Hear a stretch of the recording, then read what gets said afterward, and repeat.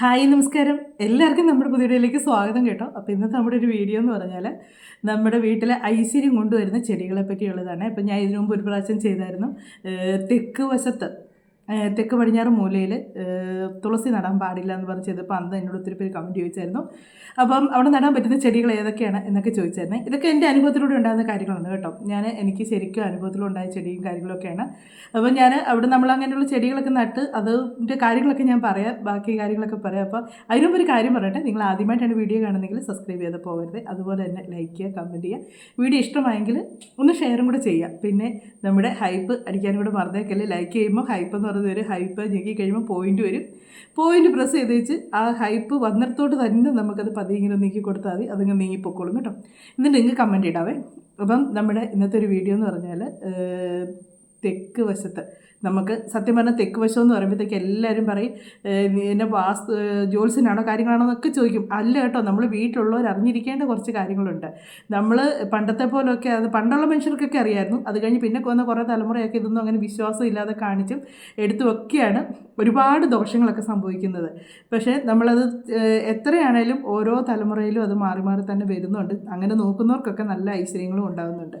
അപ്പം നമ്മൾ നോക്കേണ്ട കുറച്ച് കാര്യങ്ങളൊക്കെ ഉണ്ട്. നമ്മൾ വീട്ടിലുള്ളവർ അറിഞ്ഞിരിക്കേണ്ട കാര്യങ്ങളാണ് ഇതൊക്കെ. ഇതിൻ്റെ ജ്യോത്സ്യമോ അല്ലെങ്കിൽ ഇതൊന്നും വാസ്തുവിൻ്റെ ഒന്നും പഠിക്കേണ്ട കാര്യമില്ല. ഇതൊക്കെ നമുക്ക് വീട്ടിലുള്ളവർക്ക് കുറേശ്ശെ കാര്യങ്ങളൊക്കെ അറിഞ്ഞിരിക്കേണ്ട കാര്യങ്ങളാണ്. അങ്ങനെ അറിഞ്ഞിരിക്കുന്നവരുണ്ടെങ്കിൽ നിങ്ങൾ കമൻറ്റ് ചെയ്യുക കേട്ടോ. ഇങ്ങനെയുള്ള കാര്യങ്ങളൊക്കെ അറിയാവുന്നവരുണ്ടെങ്കിൽ. അങ്ങനെ അറിഞ്ഞിരിക്കുന്നവരൊക്കെ ഉണ്ടെങ്കിൽ നമ്മൾ കുറച്ചൊക്കെ കാര്യങ്ങളൊക്കെ നമ്മൾ ചെയ്യേണ്ട പോലെ തന്നെ ചെയ്താലേ പറ്റുള്ളൂ. അല്ലെങ്കിൽ നമുക്കത് ദോഷങ്ങൾ വരും. എന്നിട്ട് നമ്മൾ പറയുമോ എന്നാണോ ഇങ്ങനെയൊക്കെ സംഭവിക്കുന്നത് എന്ന് നമ്മൾ ചോദിക്കും. എന്നാണോ സംഭവിക്കുന്നത് എന്ന് പറയുമ്പോൾ നിങ്ങൾ ചുറ്റോട്ടൊന്ന് ശ്രദ്ധിച്ചാൽ മതി. അതെന്ത് കൊണ്ടാണെന്നുള്ളത് നിങ്ങൾക്ക് മനസ്സിലാകും. ഓരോ മൂലയ്ക്കും ഓരോ പ്രത്യേകതയുണ്ട്.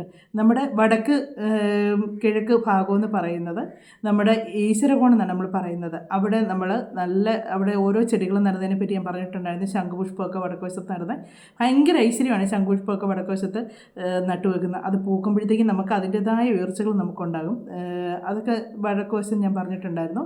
പിന്നെയുള്ള കിഴക്ക് വശം എന്ന് പറഞ്ഞാലും കിഴക്ക് വശത്ത് നമുക്ക് വരുന്നത് തന്നെ സൂര്യൻ്റെ ഒരു പോസിറ്റീവായിട്ടുള്ളൊരിതാണ് നമുക്ക് കിട്ടുന്നത്.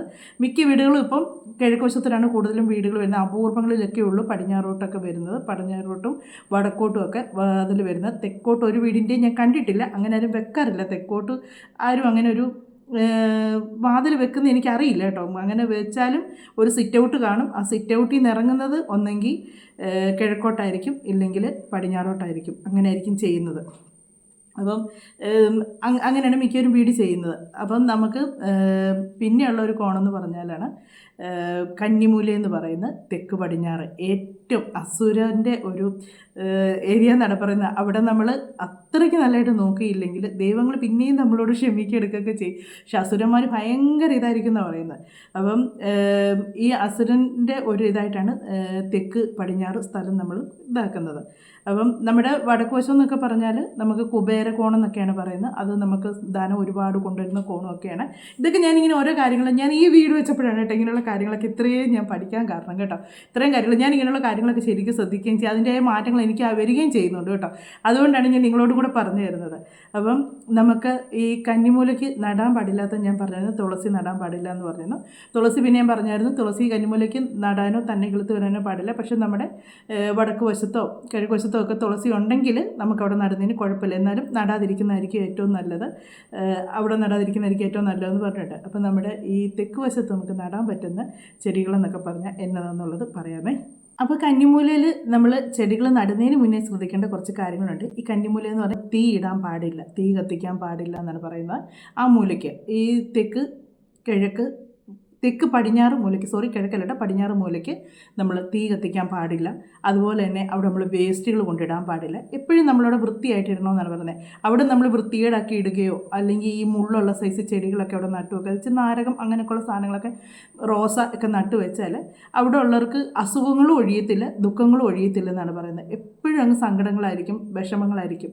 അതുപോലെ തന്നെ രോഗങ്ങൾ വന്നാലേ നമ്മുടെ വീട് നമുക്ക് നാശകോശമാകും എന്നാണ് പറയുന്നത്. കാര്യം എന്താണെന്ന് ചോദിച്ചാൽ അതിനുവേണ്ടി നമ്മൾ എത്ര പൈസ മുടക്കിയാലും നമുക്ക് തികയാതെ വരും. അതുകൊണ്ട് അസുഖങ്ങൾ വരാതിരിക്കട്ടെ, എല്ലാ വീട്ടിലും ഞാൻ പ്രാർത്ഥിക്കത്തുള്ളൂ. ആർക്കും അസുഖങ്ങൾ വരാതിരിക്കട്ടെ എന്നേ പ്രാർത്ഥിക്കത്തുള്ളൂ. ചെറിയ ചെറിയ പനിയും കാര്യങ്ങളൊക്കെ നമുക്ക് വരും, അങ്ങനെയല്ല. നമ്മൾ ഒരുപാട് സാമ്പത്തികമായിട്ട് നമ്മളിങ്ങനെ ചിലവാക്കുന്ന അങ്ങനെയുള്ള കാര്യങ്ങൾ വരാതിരിക്കട്ടെ എന്ന് പ്രാർത്ഥിക്കുന്നത്. അപ്പം നമ്മൾ അങ്ങനെയുള്ള ഇതൊക്കെ എന്ന് പറയുമ്പോഴത്തേക്കും നമ്മളിതുപോലെ എപ്പോഴും തൂത്ത് വൃത്തിയാക്കി ഇടുക, അതുപോലെ ആവശ്യമില്ലാത്തതൊന്നും നടാതിരിക്കുക, അങ്ങനെ മുള്ളുള്ള ചെടികളൊക്കെ നടാതിരിക്കുക, അങ്ങനെ ആ വശം എപ്പോഴും സൂക്ഷിക്കുക. അതുപോലെ തന്നെ പ്രധാനമാണ് നമ്മുടെ ബെഡ്റൂം എന്ന് പറയുന്നത്. കന്നിമൂല, ഇപ്പോഴതെല്ലാം ശ്രദ്ധിക്കുന്നുണ്ട്, വാസ്തു നമ്മളോട് പറയാറുണ്ട്. മൂല നമുക്ക് ആ ഒരു റൂമാണ് നമ്മൾ മിക്കവരും പ്രധാനമായിട്ട്. കാര്യം അവിടെ മുഴുവനും അടച്ച് കെട്ടിയിരിക്കണമെന്നാണ് പറയുന്നത്, തുറന്ന് കിടക്കാൻ പാടില്ലെന്നാണ് പറയുന്നത്. കന്നിമൂല പോർച്ച് വരാൻ പാടില്ലെന്ന് ഞാൻ കേട്ടിട്ടുണ്ട് ഓരോരുത്തർ പറഞ്ഞ്. അപ്പോൾ ആ റൂം ഇങ്ങനെ വന്നു കഴിയുമ്പോൾ അവിടെ ബാത്റൂമും വരാൻ പാടില്ലെന്നാണ് പറയുന്നത്. കന്നിമൂല ബാത്റൂം വരാൻ പാടില്ല, പിന്നെ സേഫ്റ്റി ടാങ്ക് വരാൻ പാടില്ല, കിണർ വരാൻ പാടില്ല, കുഴികളായിട്ടുള്ള കാര്യങ്ങളൊന്നും അവിടെ ഈ അഴുക്കായിട്ടുള്ളതും കുഴികളായിട്ട് നമ്മളൊരു ഈ മഴ പെയ്യുമ്പോഴൊക്കെ ഈ മഴവെള്ളത്തിന് വേണ്ടി നമ്മൾ കുഴിക്കൂല, അങ്ങനെ പോലും കുഴിക്കാൻ പാടില്ലെന്നാണ് പറയുന്നത്. അത് സത്യമാണ് കേട്ടോ. ഞങ്ങളുടെ വീടിൻ്റെ ആ സൈഡ് വശം തെക്ക് വശം ഞങ്ങൾ മണ്ണായിരുന്നു ഇട്ടിരുന്നത് കേട്ടോ. മണ്ണിട്ട് ഇതിപ്പോൾ ഞാൻ പറഞ്ഞു തരുന്നതെന്ന് വെച്ചാൽ എൻ്റെ അനുഭവം കൂടെ വെച്ച് ഞാൻ പറഞ്ഞിട്ടുണ്ട്. മണ്ണായിരുന്നു ഇട്ടിരുന്നത്, മണ്ണിട്ടേച്ച് ചിപ്സ് ഇട്ടേക്കുമായിരുന്നു. പക്ഷേ അവിടെ ഞങ്ങൾക്ക് ഈ എടുത്തിട്ട മണ്ണായതുകൊണ്ട് വെള്ളമൊക്കെ നല്ലപോലെ അങ്ങ് വന്നു കഴിയുമ്പോഴത്തേക്ക് വെള്ളം ഒത്തിരി മഴ അങ്ങോട്ട് ആയപ്പോഴത്തേക്ക് മണ്ണ് കുറേശ്ശെ അങ്ങോട്ട് താട്ടിയിരിക്കാൻ തുടങ്ങി. അവിടെ വലിയൊരു കുഴി പോലെ പെരയുടെ ആ കറക്റ്റ് കന്നിമൂലയുടെ അവിടെ ആയിട്ട് കുഴിയിലോട്ടാണ് വെള്ളം പോയിക്കൊണ്ടിരുന്നത് മഴ പെയ്യുമ്പോഴത്തേക്ക്. അപ്പോൾ ആദ്യമൊക്കെ ഞങ്ങൾ കല്ലൊക്കെ വെച്ച് ഇങ്ങനെ അടച്ചു എന്നാ ചെയ്തിട്ടും അടുത്ത മഴ വരുമ്പോൾ വീണ്ടും അങ്ങനെ തന്നെ വന്നുകൊണ്ടിരുന്നത്. അങ്ങനെ കഴിഞ്ഞപ്പോഴത്തേക്ക് അപ്പോൾ ആ മണ്ണങ്ങനെ ഒലിച്ചങ്ങ് കെട്ടിനിടയിൽ കൂടെ അങ്ങ് ഇറങ്ങിപ്പോണ്. പുറകെ വലിയൊരു കെട്ടാണ് വന്നേക്കുന്നത്. ആ സമയത്തൊക്കെ ഉണ്ടല്ലോ ഒത്തിരി സാമ്പത്തിക ബുദ്ധിമുട്ട് ഞങ്ങൾക്ക് വന്നിട്ടുണ്ട്. എത്ര പൈസ ഉണ്ടാക്കിയാലും ഞങ്ങളുടെ കയ്യിൽ 10 രൂപ പോലും കാണുകയില്ല. എന്നും അങ്ങ് ബുദ്ധിമുട്ടാണ്. പൈസയ്ക്ക് നമ്മളങ്ങ് ടെൻഷനാണ് നമുക്ക്. കയ്യിൽ ഇത്രയും കിട്ടിയിട്ട് ഇതുവഴി പോയി എന്നാ കാണിച്ച് എന്ന് ഞങ്ങൾക്ക് പോലും അറിയാൻ മേലാത്ത പോലെ പൈസയുടെ ചിലവും.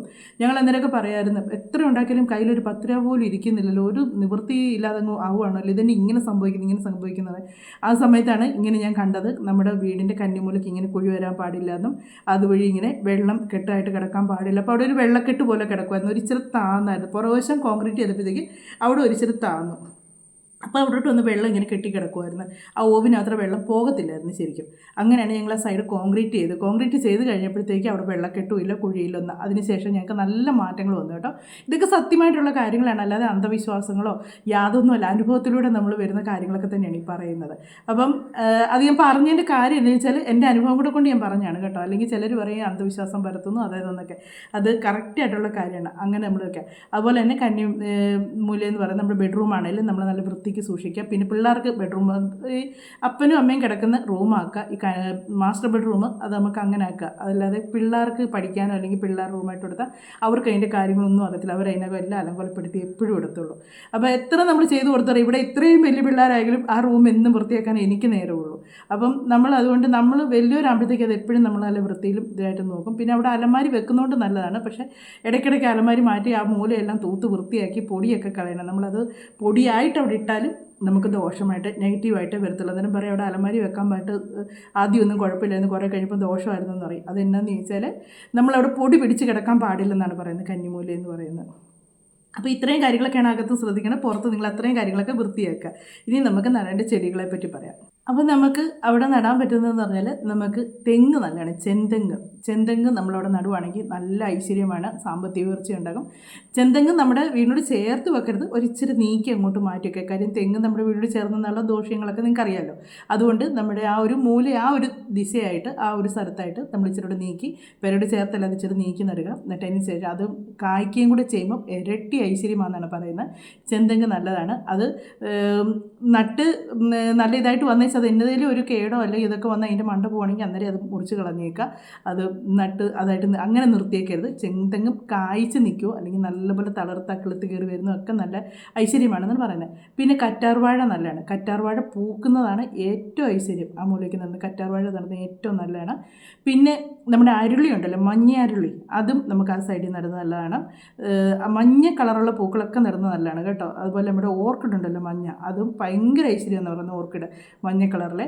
പിന്നെ നമ്മുടെ മുക്കൂറ്റി അവിടെ നടാൻ പാടില്ല എന്ന് പറയും, പക്ഷേ മുക്കൂറ്റി അവിടെ നടുന്നതിന് കുഴപ്പമില്ല. അപ്പം നമ്മുടെ ബാക്കി ദിശകളിൽ മുക്കൂറ്റി ഉണ്ടെങ്കിൽ അവിടെ നടുന്നതിന് കുഴപ്പമില്ല. അവിടെങ്ങും ഈ മുക്കൂറ്റി ഇല്ലാതെ നിങ്ങളിവിടെ മാത്രമായിട്ട് കൊണ്ടുപോയി മുക്കൂറ്റി നട്ടുവെക്കരുത്, ദോഷമാണ്.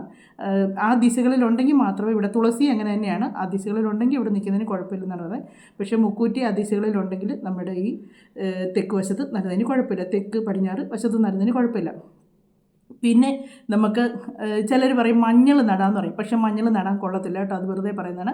മഞ്ഞൾ ഇതാന്ന് പറയും, മഞ്ഞൾ ആവശ്യത്ത് നടാതിരിക്കുന്നതാണ് നല്ലത്. കാര്യം അതും ദോഷമാണ്. ഞാൻ ഒത്തിരി പേര് പറഞ്ഞിട്ടുണ്ട്, അപൂർവങ്ങളിലേ ഉള്ളൂ ആൾക്കാരെ നല്ലതെന്ന് പറഞ്ഞും കേട്ടിട്ടുള്ളത്. പക്ഷേ കൂടുതലും ഇതിനെപ്പറ്റി നല്ലപോലെ അറിയാവുന്നവർ മൊത്തം പറഞ്ഞേക്കുന്നത് മഞ്ഞൾ ദോഷമാണെന്നാണ്. ചിലർ പറയും മഞ്ഞൾ നല്ലതാണെന്ന് പറയും, പക്ഷേ മഞ്ഞൾ ദോഷമാണ് അവിടെ നടുന്നത്. കാര്യം എനിക്കും അനുഭവമുണ്ട്. മഞ്ഞൾ ഞാൻ അവിടെ കുറേ നട്ടതായിരുന്നു, പക്ഷേ ഒരു വ്യത്യാസമുണ്ട്, ഭയങ്കര ഇതായിരുന്നു. മഞ്ഞൾ ഏറ്റവും നടാൻ നല്ലത് നമുക്ക് വടക്ക് പടിഞ്ഞാറ് ഭാഗത്ത് മഞ്ഞൾ നടാൻ നല്ലതാണ്. വടക്ക് വശത്തായിട്ട് പടിഞ്ഞാറ് ഭാഗത്തായിട്ട് മഞ്ഞൾ നടാനായിട്ട് നല്ലതാണ്. നമുക്ക് നല്ല ഉയർച്ച ഉണ്ടാകും. നമുക്കവിടെ മഞ്ഞൾ നല്ലപോലെ കിളുത്ത് വരുന്നതനുസരിച്ച് അതിൻ്റെതായ മാറ്റങ്ങൾ നമ്മുടെ വീട്ടിൽ വരും. അത് നല്ലതാണ്. അല്ലാതെ ഈ തെക്ക് വശത്ത് മഞ്ഞൾ നടാനായിട്ട് കൊള്ളത്തില്ല കേട്ടോ. അതുപോലെ തന്നെ നമ്മുടെ ഈ അരളിച്ചെടി നമ്മൾ ഈ തെക്ക് വശത്ത് നട്ടാൽ, തെക്ക് പടിഞ്ഞാറ് വശത്ത് നട്ടാൽ നമ്മുടെ വീടിനൊക്കെ ഈ കണ്ണീർ ദോഷമൊക്കെ കിട്ടുമെന്ന് പറയുന്നത് അന്ധവിശ്വാസം എന്ന് പറയും, പക്ഷേ ഇതൊക്കെ ഉള്ളതാണ്. കണ്ണീർ കിട്ടുക എന്ന് പറയത്തില്ലേ, അത് അങ്ങനെയുള്ള കാര്യങ്ങൾ. പിന്നെ ചിലരുണ്ടല്ലോ പ്രാകും നമ്മളെ, അത് വെച്ചാൽ പ്രത്യേകിച്ച് ഇതൊന്നും വേണ്ട. ഒരു മനുഷ്യൻ്റെ ഉയർച്ച കാണുമ്പം ചിലർക്ക് ഈ പ്രാക്കും കാര്യങ്ങളൊക്കെ ഉള്ളത് നമ്മൾ കേൾക്കുകയല്ലാതെയും അവർ നമ്മളെ പ്രാകുന്നുണ്ടായിരിക്കും, മനസ്സിലാണെങ്കിലും പ്രാകുന്നുണ്ടായിരിക്കും. അപ്പം അങ്ങനെയുള്ള പ്രാക്ക് കാര്യങ്ങളൊക്കെ നമുക്ക് ഏൽക്കാതിരിക്കും ഇങ്ങനെയുള്ള ഈ ചെടികൾ. ഈ നമ്മുടെ അരളി മഞ്ഞ അത് നല്ലതായിട്ട് കിളുത്ത് വന്നാൽ. പിന്നെ നമ്മുടെ ഈ ചെടികളൊക്കെ ഉണ്ടല്ലോ, നമ്മളൊരു മഞ്ഞ ചെടി എന്ന് പറഞ്ഞാൽ മഞ്ഞ ചെടിച്ചട്ടിയായിട്ട് മേടിക്കാൻ കിട്ടത്തില്ല. നമ്മൾ പെയിൻ്റ് അടിക്കുകയോ അല്ലെങ്കിൽ മഞ്ഞ പ്ലാസ്റ്റിക്കിൻ്റെ സൈസോ അങ്ങനെയൊക്കെ ഉള്ള ചെടിച്ചട്ടിയാണ്. മഞ്ഞ കളറാണെങ്കിൽ ഏറ്റവും നല്ലതാണ്. ആ ചെടിച്ചട്ടിക്കകത്ത് ഇങ്ങനെയുള്ള ചെടികളൊക്കെ നട്ടു വെക്കാമെങ്കിൽ ഏറ്റവും നല്ലതാണ്. പിന്നെ അവിടെ നടാൻ പാടില്ലാത്തത് വാഴ നടാൻ പാടില്ല കേട്ടോ. അത് നമ്മുടെ വടക്ക് വശത്തൊക്കെ ഇങ്ങോട്ട് വാഴ നിൽപ്പുണ്ടെങ്കിൽ നമുക്ക് ഇവിടെ നടാൻ. പക്ഷെ വാഴ നടാതിരിക്കുന്നതാണ് ഏറ്റവും നല്ലത് ഈ തെക്ക് വശത്ത്. ചിലർ പറയും ഞങ്ങൾക്ക് നട്ടിട്ട് ദോഷമില്ലല്ലോ എന്ന് പറഞ്ഞാൽ, അത് ചിലപ്പോൾ നിങ്ങളുടെ വീടിൻ്റെ വടക്ക് വശത്തോ കിഴക്ക് സൈഡിലോട്ടൊക്കെ ആയിട്ട് വാഴ ഉള്ളത് കൊണ്ടാണ് അവിടെ നടന്നുകൊണ്ട് ദോഷത്തെ. അവിടോട്ടായിട്ട് മാത്രം നമ്മൾ നടാനായിട്ട് നിൽക്കരുത്. അപ്പം ഇത്രയൊക്കെയാണ് നമുക്കവിടെ നടാൻ പാടില്ലാത്തതും നടാൻ പറ്റുന്നതുമായിട്ടുള്ള ചെടിയുടെ കാര്യങ്ങൾ ഞാനിപ്പോൾ പറഞ്ഞത്. അപ്പം തുളസിയുടെ കഴിഞ്ഞ ദിവസം പറഞ്ഞുകൊണ്ടാണ് ഞാനിപ്പോൾ ഇങ്ങനൊരു വീഡിയോ കൂടെ ചെയ്തിട്ട് അവിടെ നടാനായിട്ട് തുളസി പറ്റിയെന്ന് പറഞ്ഞപ്പോഴത്തേക്ക് ചിലർ പറഞ്ഞു തുളസി നല്ലതാണെന്ന് പറയാം. പക്ഷേ തുളസി നടുന്ന ദോഷമാണ് കേട്ടോ, നിങ്ങൾക്ക് അറിയാൻ മേലാത്തതുകൊണ്ടാണ്. അപ്പം ഒന്നെങ്കിൽ നിങ്ങൾ നട്ടിട്ടുണ്ടെങ്കിൽ നിങ്ങൾക്കത് പ്രശ്നങ്ങളില്ലാതെ വന്നേക്കുന്ന എന്നാന്ന് ചോദിച്ചാൽ നിങ്ങൾ കിഴക്കുവശത്തൊക്കെ ആയിട്ട് തുളസികൾ ധാരാളം ഉണ്ടായിരിക്കും. അങ്ങനെയാണെങ്കിൽ കുഴപ്പമില്ലെന്നാണ് പറയുന്നത്. അവിടോട്ടായിട്ട് ഈ തെക്ക് വശത്ത് മാത്രമായിട്ട് നമ്മൾ നടരുത്. പിന്നെ പറഞ്ഞു വെച്ചാൽ എത്ര ദാരിദ്ര്യം പിടിച്ച വീടാണെങ്കിലും, എത്ര നമുക്ക് ഒരു ഉയർച്ചയും ഇല്ലാത്തൊരു വീടാണെന്ന് പറഞ്ഞാലും ആ വീടിൻ്റെ കന്നിമൂലം നമ്മൾ ഇതുപോലെ നല്ല വൃത്തിക്ക് സൂക്ഷിക്കാമെങ്കിൽ അവിടുത്തെ എല്ലാ ദോഷങ്ങളും മാറി നല്ല ഐശ്വര്യം ഉണ്ടാവുമെന്നാണ് പറയുന്നത്. നമുക്ക് ഉയർച്ചകൾ ഉണ്ടാവുമെന്നാണ് പറയുന്നത്. നമ്മൾ ഇപ്പം നിങ്ങൾ പറയായിരിക്കും അപ്പോൾ ചുമ്മാ ഇരുന്നാൽ മതി പൈസ കിട്ടുന്നത്. അങ്ങനെയല്ല ഞാൻ നിങ്ങളോട് പറയുന്നത്. കഴിഞ്ഞ ദിവസം ഒരു വീഡിയോ ചെയ്തപ്പോഴും പറഞ്ഞു ചുമ്മാ ഇരിക്കുമ്പോൾ പൈസ കിട്ടുമെന്ന് പറഞ്ഞാൽ അംബാനിയായോ എന്നൊക്കെ ചോദിക്കും. നിങ്ങൾ ഒന്നാമത് വീഡിയോ ശരിക്കും കാണുക. ഞാൻ ആരും അംബാനിയാവും എന്നല്ല പറഞ്ഞത്. അംബാനിയാകാം, നമ്മൾ ശ്രമിച്ചാൽ നമുക്കും അംബാനിയാകാം. പക്ഷേ അത് അങ്ങനെയുള്ള ചുമ്മാ കുറേ പൈസ ഉണ്ടാക്കിയിട്ട് അതൊരു പ്രയോജനവും ഇല്ലാതെ പോകുന്നവരുടെ അവസ്ഥയാണ് പറഞ്ഞത്. ഒത്തിരിയും പേരുണ്ട്. നമുക്ക് എത്ര പൈസ ഉണ്ടായാലും കയ്യിൽ ഒരു രൂപ പോലെ ഇരിക്കും. നമുക്കൊരാവശ്യം വരുമ്പോൾ നമ്മൾ ആരുടെയെങ്കിലും കടം മേടിക്കേണ്ടി വരുന്ന ഒരു അവസ്ഥയുണ്ട്. ഒന്നും നമുക്ക് കരുതി വെക്കാൻ പറ്റത്തില്ല. അതാണ് ഞാൻ ഉദ്ദേശിക്കുന്നത്. അങ്ങനെ മിക്കയിടത്തും വരുമ്പോൾ അത് നമ്മുടെ വീട്ടിലെ പല ദോഷങ്ങളും കൊണ്ടാണ് നമുക്ക് സാമ്പത്തികം നമ്മുടെ വീട്ടിൽ നിൽക്കാതിരിക്കുന്നത്. അപ്പോൾ അങ്ങനെയുള്ള ദോഷങ്ങൾ വരുമ്പോഴത്തേക്ക് അങ്ങനെയുള്ള കുറച്ച് കാര്യങ്ങൾ നമ്മളെ കൊണ്ട് പറ്റുന്ന രീതിയിൽ നമ്മളതിനെ ആ നെഗറ്റീവിനെ നമുക്ക് പോസിറ്റീവാക്കി എടുക്കാൻ പറ്റും. അതാണ് ഞാൻ പറഞ്ഞു തരുന്നത്. അല്ലാതെ നിങ്ങൾ ഇതെല്ലാം ചെയ്ത് കഴിഞ്ഞാൽ നിങ്ങൾക്ക് പെട്ടെന്ന് ആ മൂലയിൽ നിന്ന് പണം വരുമെന്നല്ല ഞാൻ പറയുന്നത്. നിങ്ങൾ ജോലിക്ക് പോകുന്നവരായിരിക്കണം, അല്ലാതെ ചുമ്മാ വീട്ടിൽ മടിയും പിടിച്ച് മറ്റുള്ളവരെ നിന്ന് കടവും മേടിച്ച് മറ്റുള്ളവരെ പറ്റിച്ച് ജീവിക്കുന്നവരുടെ കാര്യമല്ല ഞാനീ പറയുന്നത്. കഷ്ടപ്പെട്ട് ജീവിക്കുന്നവർക്ക് അത് സമ്പാദിച്ച് കഴിയുമ്പോൾ അത് നമ്മുടെ കൈ കരുതി വെക്കാൻ പറ്റാതെ വരുന്നതിൻ്റെ കാര്യമാണ് പറഞ്ഞത്. കാര്യം ഒത്തിരി പേർക്കുണ്ട്. നിങ്ങൾക്ക് മിക്ക വീടുകളിലും നിങ്ങളിത് അങ്ങനെ വീഡിയോ കാണുന്ന ആരെങ്കിലും ഉണ്ടെങ്കിൽ ഒന്ന് കമൻറ്റ് ചെയ്യുക. കാര്യം ശരിക്കും കഷ്ടപ്പെടും, ഒരുപാട് പൈസ ഉണ്ടാക്കും. ആ പൈസ ഉണ്ടാക്കി കൊണ്ടുവന്നു കഴിഞ്ഞാൽ ഒന്നെങ്കിൽ രോഗം അല്ലെങ്കിൽ മറ്റെന്തെങ്കിലും ആവശ്യങ്ങൾ വന്ന് നമ്മുടെ പൈസ നിൽക്കത്തില്ല. പിന്നെ നമ്മൾ മറ്റുള്ളവരുടെ നിന്ന് കടം മേടിക്കേണ്ടി വരും. പണിക്ക് പോകുന്നവരാണെങ്കിൽ അവർക്ക് 10 ദിവസം പണിയുണ്ടെങ്കിൽ പിന്നെ 10 ദിവസം പണി കാണത്തില്ല. അത് തടസ്സങ്ങളാണ് വരുന്നത്. അവർക്ക് സാമ്പത്തികം അവരുടെ കയ്യിൽ നഷ്ടപ്പെടുന്ന കാര്യങ്ങളാണ് വരുന്നത്. അതുപോലെ ചിലപ്പോൾ നല്ല ജോലിയിൽ ഇരിക്കുന്നവരായിരിക്കും, നല്ല ഉയർച്ചയിലോട്ട് കയറി അടുത്ത് അവർക്കൊരു ഇച്ചിരി കൂടി ഉയർച്ചയിലേക്ക് വരും എന്ന് പറഞ്ഞിരിക്കുമ്പോഴായിരിക്കും അവരുടെ ജോലി അവർക്ക് നഷ്ടപ്പെട്ടു പോകുന്നത്. അപ്പോൾ അങ്ങനെ വരുന്നവർക്ക് അവർക്ക് സാമ്പത്തിക ബുദ്ധിമുട്ട് വരും. പിന്നെ അവർ എത്ര അലഞ്ഞിറന്നാലും അവർക്ക് ജോലി ശരിയാകാതെ വരും. അങ്ങനെയൊക്കെ ഉള്ളവരുടെ കാര്യങ്ങളാണ് പറയുന്നത്. നിങ്ങൾ വീഡിയോ മുഴുവൻ കണ്ടതിന് ശേഷം കമൻറ്റ് ഇടുക, അല്ലാതെ അറ്റവും മൂലം കണ്ടതിന് ശേഷം. പിന്നെ ഞാനൊരു കാര്യം കൂടെ ചോദിച്ചോട്ടെ, നിങ്ങളെല്ലാവരും ഇങ്ങനെ ഇതിന് നെഗറ്റീവ് പറയാൻ വരുന്നവർ പിന്നെ എന്നാത്തിനാണ് ഈ വീഡിയോ കാണുന്നത്? ഇതിൽ എന്നതെങ്കിലും നിങ്ങൾക്ക് ഗുണമുള്ളൊരു കാര്യമുണ്ട് എന്നോർത്തുകൊണ്ടല്ലേ നിങ്ങൾ കാണാൻ വരുന്നത്? കാണുകയും ചെയ്യണം, കുറ്റം പറയുകയും ചെയ്യണം. അത് കാണുമ്പോൾ സത്യം പറഞ്ഞാൽ ചിരി വരാറുണ്ട് കേട്ടോ. നിങ്ങളെന്നാൽ ഞാനൊക്കെ എൻ്റെ സ്വഭാവം എന്നാന്ന് വെച്ചാൽ, എനിക്കൊരു കാര്യം ഇപ്പോൾ ഒരു വീഡിയോ എടുത്തു, അതെനിക്ക് താല്പര്യമില്ലെങ്കിൽ ഞാൻ ആ വീഡിയോ കുറച്ച് കണ്ടു കഴിയുമ്പോൾ എനിക്കത് വേണ്ട എന്ന് തോന്നിയാൽ ഞാൻ ഈ പോരത്തേ ഉള്ളൂ. കാര്യം എനിക്കത് ആവശ്യമുള്ള കാര്യമല്ല, പിന്നെ ഞാൻ ഇതിനകത്തിന് കമൻറ്റ് ഇടാൻ നിൽക്കുന്നത് എന്നേ ചിന്തിക്കത്തുള്ളൂ. പക്ഷേ ഇവിടെ കുറച്ച് പേരങ്ങനെയല്ല, ഇവരിങ്ങനെ നെഗറ്റീവ് പറഞ്ഞ് ഈ പോസിറ്റീവായിട്ട് ചിന്തിക്കുന്നവരെ കൂടെ നെഗറ്റീവാക്കി ചിന്തിക്കും. ഞാൻ ഇത്രയും നാളും ചെയ്ത വീഡിയോയിൽ എനിക്ക് ഒത്തിരി പേരുണ്ട് റിസൾട്ട് കിട്ടിയ കാര്യങ്ങൾ പറഞ്ഞിരിക്കുന്നത്. ഒരുപാട് പേരുണ്ട്. അവർക്ക് വിശ്വാസം ഉള്ളതുകൊണ്ടാണ് അവർ വീണ്ടും വീണ്ടും ഞാൻ ചെയ്യുന്ന വീഡിയോ കാണാനായിട്ട് നിൽക്കുന്നത്. അതുകൊണ്ടാണ് ഞാൻ വീണ്ടും ഇങ്ങനത്തെ വീഡിയോ ചെയ്യുകയും ചെയ്യുന്നത്. പിന്നെ ഞാൻ പറഞ്ഞു, ഞാനൊരു ജോത്സ്യനോ അല്ലെങ്കിൽ ഒരു വാസ്തുവിൻ്റെതോ ഒന്നുമല്ല. എൻ്റെ അനുഭവത്തിലൂടെ എൻ്റെ വീട്ടിൽ ഞാൻ ചെയ്യുന്ന കാര്യങ്ങളും അങ്ങനെയുള്ള കാര്യങ്ങളും അതിൽ നിന്ന് എനിക്ക് കിട്ടുന്ന ഗുണങ്ങളുമാണ് ഞാൻ നിങ്ങളോട് പറയുന്നത്. അല്ലാതെ ആരെങ്കിലും പറയുന്ന കാര്യങ്ങളല്ല, എനിക്ക് അനുഭവം വരുന്ന കാര്യങ്ങളാണ് അതിൽ മാറ്റം വരുന്നതാണ് നിങ്ങളോട് പറയുന്നത്. എനിക്ക് കിട്ടിയ ഒരു അനുഗ്രഹം മറ്റുള്ളവർക്ക് കൂടെ കിട്ടുന്നതുകൊണ്ട് എനിക്കൊരു പ്രശ്നവും ഇല്ല.